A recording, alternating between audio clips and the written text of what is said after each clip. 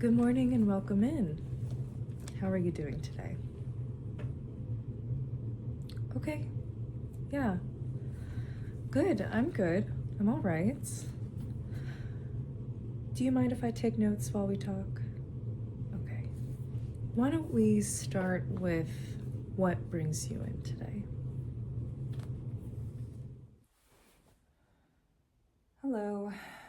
Yeah, I'm doing okay. I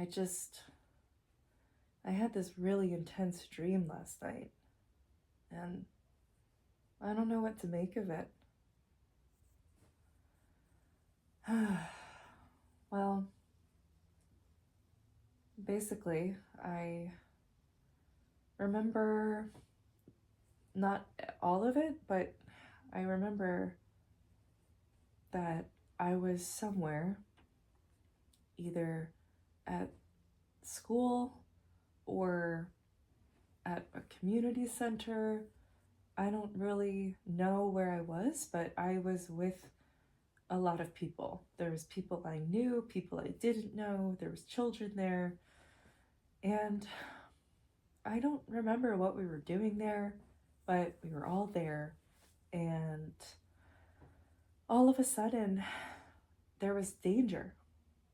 There were fires burning everywhere, and we were in a city, okay? And I just knew that the fire was spreading, and without thinking really about it too much, I reached up, and these big white wings came out of my back, like an angel or something, or or like a falcon. And I became much bigger than myself. I kind of felt like not totally human anymore, like a creature or something. And I told everybody to get on my back, and they did. And I flew up into the sky and flew everybody over the city, over the fires to safety. And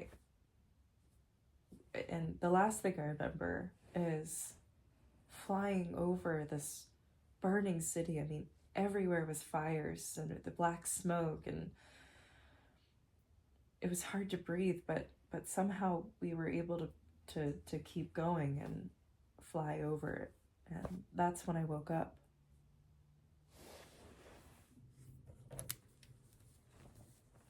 Yeah, that is quite a dream. I am hearing a lot of distress in your voice and passion, and I'm also hearing confusion. So I'm curious if you could tell me about your relationship with fire. I wonder if you could just sort of stream of consciousness style, free association, tell me what comes up for you when you hear the word fire.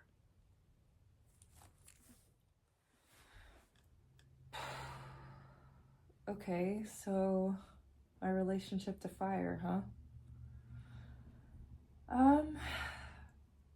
It's evolved over the years. When I was a little kid, I was terrified of fire. I went to this preschool and down in Philly, and the house next door caught on fire while we were playing in the backyard, and the whole place burned. And that kind of stuck with me, I guess, and I was terrified of fire after that. And I was always scared that our house was gonna burn down. And my mom actually took me to meet the firefighters of our local fire station to help me feel better at one point. So that was my earliest relationship to fire, and then since then I've kind of grown up and moved past all that, and now I enjoy fire.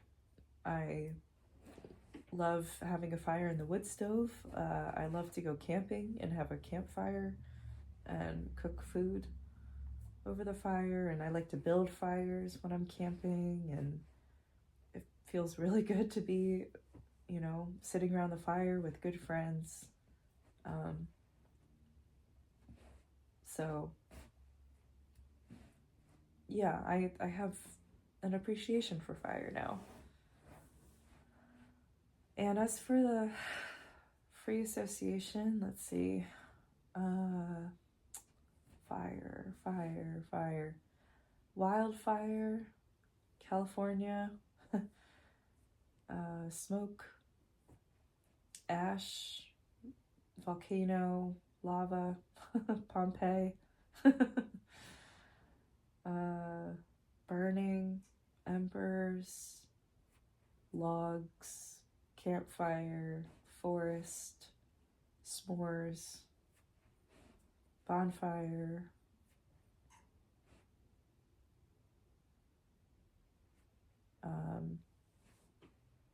fireflies. How's that?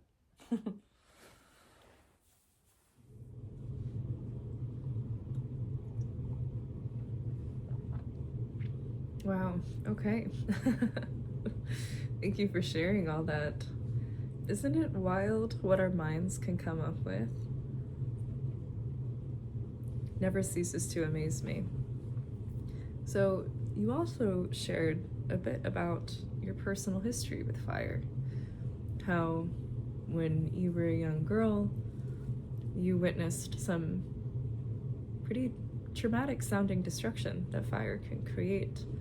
And you shared how over the years your relationship with fire has changed and you are less afraid of fire now.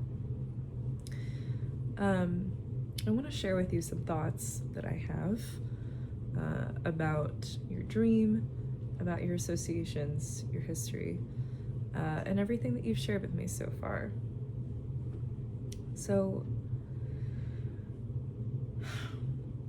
what you shared and have been sharing with me in our sessions together has led me to have the impression that you are currently at a place in your life where there's big transformation happening within you internally, and also that is being mirrored and reflected back to you in your external circumstances, right? Is that accurate? Yeah. Okay, so there's some old patterns from childhood and adolescenthood that have been dominating your behavior, your attitudes, your thoughts, your beliefs for quite some time, which is, right, initially what led you to seek treatment. And as you're becoming aware of those things and you're making changes in yourself and in your life, changes that reflect who you are trying and wanting to become rather than who you were, things are changing, right? Things are changing in big ways and in small ways. For example, this new job that you landed, which is really exciting and something that you weren't sure that you deserved, right? So how does that relate to fire? Well, fire is this primordial force, right? It's one of the 4 elements of the earth. It is extremely powerful. It can cause massive destruction. And it is also how humans we're able to evolve from our more primitive states and kind of slowly evolve towards civilization. By learning how to contain fire is how we, as humans, were able to stay warm, right? Survive through the winter, cook our food, see in the darkness, have light when there was no moon. And you know, there is a plant. It's a type of pine, and I can look it up later to give you the exact name and share that with you in our next session, because I don't remember it at this moment. But in the pine cone is this sap that's highly flammable. But the pine cone itself is this very like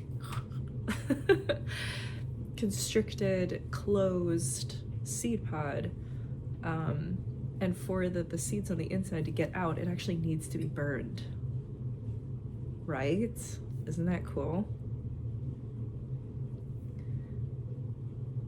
So that metaphor kind of serves to point us to the fact that while fire can be destructive, there is life that needs to grow, that can only come forward from fire, from being burnt, right? So I have two more things to share with you from this book I have here that I feel relate to this. This is the Book of Symbols. And this is from the chapter on fire, okay? In myth, as in reality, fire sometimes merely destroys, but often destroys so that from the purified residue or ashy essence, a new world may come into being. And I also want to share this quote with you from Mircea Eliade, who wrote this in The Forge and the Crucible. It is through fire that nature is changed, making it the basis of the most ancient magics, and in its symbolism carrying, even now, our terrors and hopes of transmutation. So why in your dream do you become this Pegasus-like creature, if you will, who takes people upon your back as you fly over a burning city? I believe that that city symbolizes your life. Your life as you knew it, your old life. And right now, through the beautiful work that you're doing, both in session and in your life, what you knew is burning to the ground. These are fires of transformation. But you are not burning with the city. You have grown wings out of your own strength and will that are carrying you over the destruction to have a bird's eye view. And not only that, you're bringing your, this could be interpreted as you're saving your friends and family. But there's one interpretation that everything that happens in our dream and every person we meet is actually just other pieces of our psyche, either known or unknown to us. So why don't we go with that? Let's play with that a little bit. So you are flying over this burning city, right? But the old pieces of you that were living that life are not burning either. They're coming with you, okay? So there's no parts of you that are getting left behind. Those younger parts that were living happily in that city, right? But it was hurting you. They're all coming along for the ride. You're saving them. You're pulling them out of the wreckage and flying toward a new land. Okay, Now, when the fires go out, there's potential for you to return to this land and grow something new. That you and all the parts of you can exist in harmoniously together. How does that land?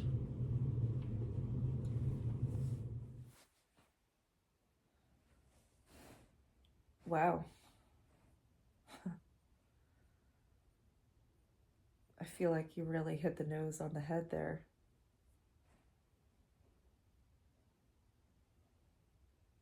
I had never really thought about it like that before.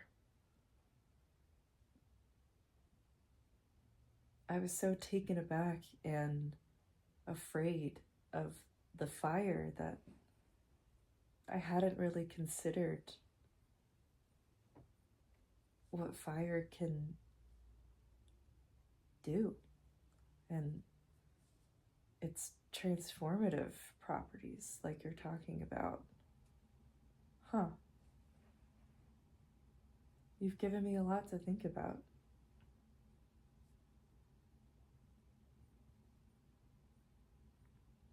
Wow. Thank you so much. I really appreciate your insight.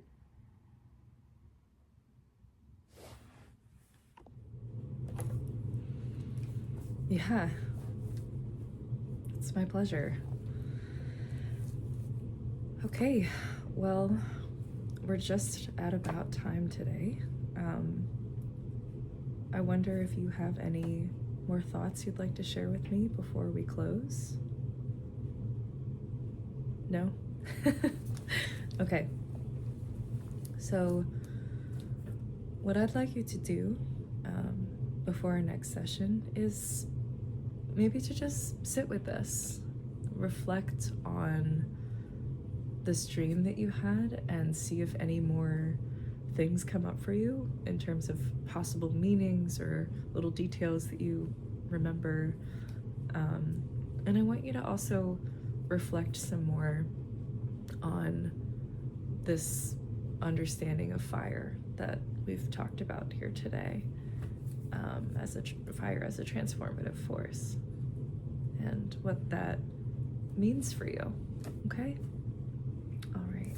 Thank you so much for coming in and for sharing everything that you did. It's very brave work. I'll see you next week, okay?